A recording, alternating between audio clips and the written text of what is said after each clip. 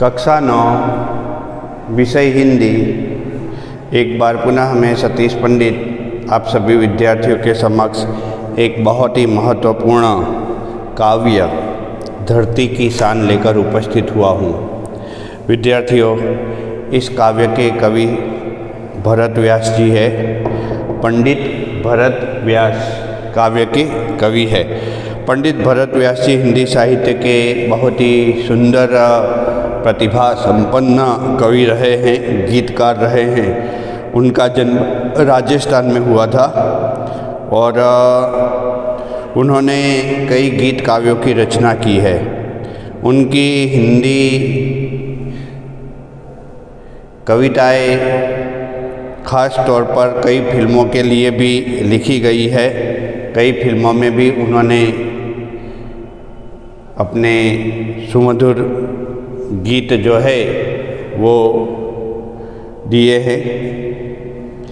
उनकी यह कविता धरती की शान वह देश और दुनिया के नौजवानों के बारे में महत्वपूर्ण जानकारी देती है। आइए सर्वप्रथम मैं काव्य गान प्रस्तुत करता हूँ। धरती की शान तू भारत की संतान, तेरी मुट्ठियों में बंद तूफान है रे। मनुष्य तू बड़ा महान है, भूल मत मनुष्य तू बड़ा महान है। तू जो चाहे पर्वत पहाड़ों को फोड़ दे, तू जो चाहे नदियों के मुख को भी मोड़ दे, तू जो चाहे माटी से अमृत निचोड़ दे, तू जो चाहे धरती को अंबर से जोड़ दे। अमर तेरे प्राण, अमर तेरे प्राण मिला तुझको वरदान, तेरी आत्मा में स्वयं भगवान है रे। मनुष्य तू बड़ा महान है, बोले मन मनुष्य तू बड़ा महान है। नैनों में ज्वाल तेरी गति में भूचाल, तेरी छाती में छिपा महाकाल है।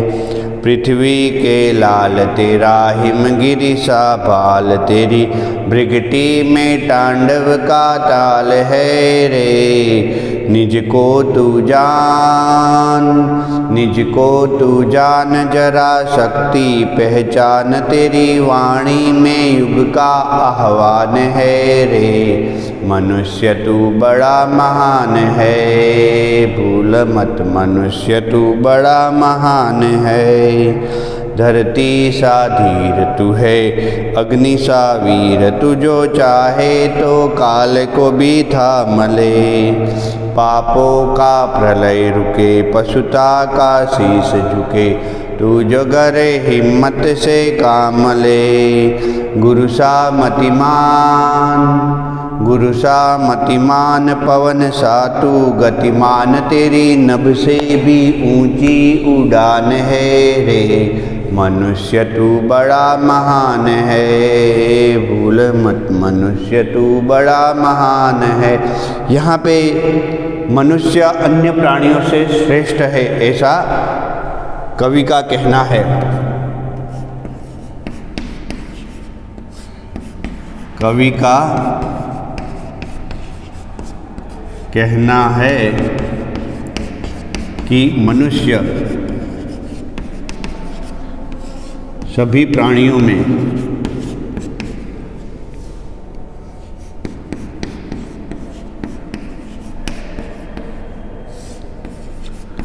सर्वश्रेष्ठ है। यह मनुष्य को कभी नहीं भूलना चाहिए। मनुष्य की शक्तियाँ अपरंपार है। मनुष्य हमेशा विकास को महत्व देता है। कई वैज्ञानिक आविष्कारों के कारण मनुष्य ने आज के युग को विज्ञान का युग बना दिया है।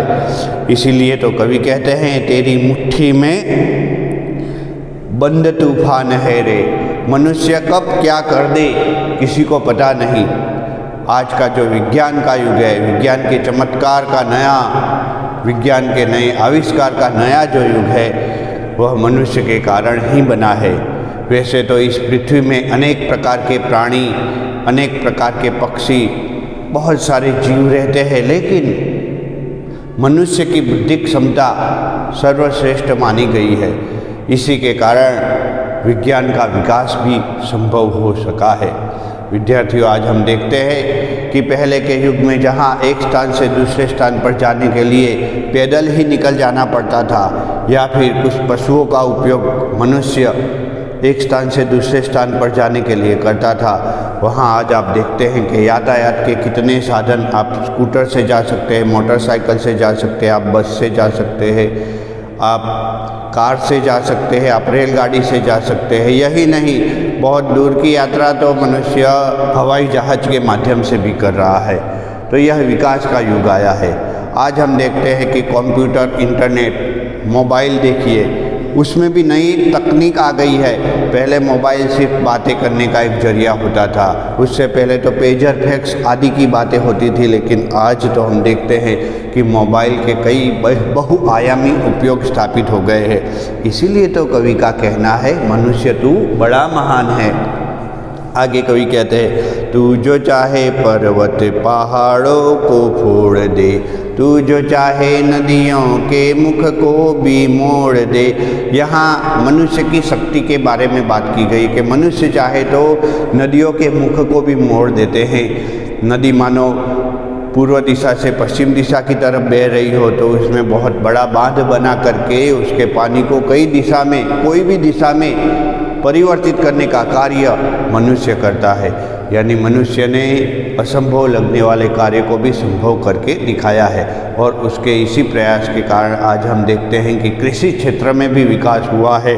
तू जो चाहे पर्वत पहाड़ों को फोड़ दे। पर्वत और पहाड़ों में आप देखते हैं कि कैसे रास्ते बनाए हुए हैं, सड़क बनाई हुई है, तो पहाड़ों को तोड़कर सड़क बनाने का कार्य भी मनुष्य ने अपनी विलक्षण बुद्धि क्षमता के कारण करके दिखाया है। आगे कवि कहते हैं, तू जो चाहे माटी से अमृत निचोड़ दे। इस मिट्टी से अमृत निचोड़ने का कार्य मनुष्य करता है। आप देखते हैं कि सिंचाई के लिए मनुष्य ने कितनी सुविधा की है। पानी के ट्यूबवेल जो है वह धरती से अमृत के समान जल को बाहर निकालने का कार्य करता है। तो यह सब कार्य मनुष्य की विलक्षण बुद्धि क्षमता का ही उदाहरण है। तू जो चाहे धरती को अंबर से जोड़ दे। धरती से अंबर को जोड़ने का कार्य मनुष्य ने किया है। आज अंतरिक्ष में जाने के लिए मनुष्य को कोई कठिनाई का सामना नहीं करना पड़ता। हम देखते हैं कि अंतरिक्ष में अनेक अंतरिक्ष यात्री गए हुए हैं, उनमें से कुछ भारतीय भी है। राकेश शर्मा प्रथम भारतीय थे जो अंतरिक्ष में गए। प्रथम भारतीय महिला जो अंतरिक्ष में गई थी कल्पना चावला।